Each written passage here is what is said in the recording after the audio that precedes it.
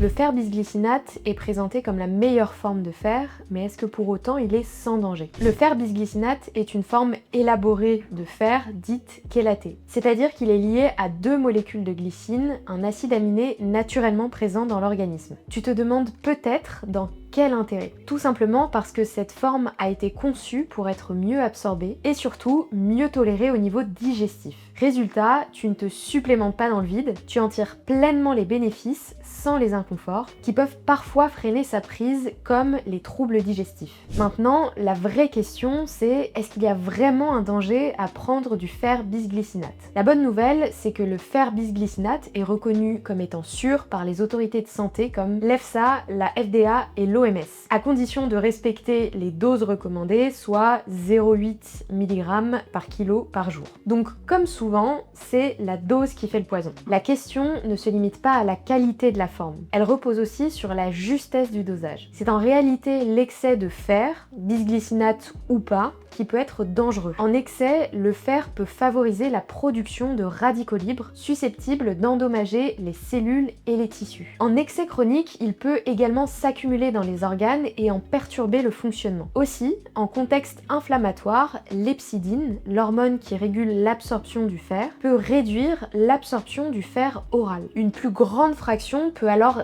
rester dans l'intestin, où elle est susceptible d'impacter négativement le microbiote et de favoriser un stress oxydatif. Le risque n'est donc pas seulement lié à la quantité de fer total ingéré, mais aussi au terrain inflammatoire individuel. Le fer-bisglycinate n'est pas le problème. Le vrai sujet, c'est la dose, ton état de santé actuel et pourquoi tu l'utilises. Garde bien en tête d'éviter toute automédication. Avant toute supplémentation, demande un avis médical sérieux, adapté à ta situation et réalise une prise de sang. Dis-moi en commentaire si tu connaissais le fer-bisglycinate et aussi pourquoi tu l'utilises. N'oublie pas de t'abonner pour plus de décryptage nutrition et on se dit à la prochaine.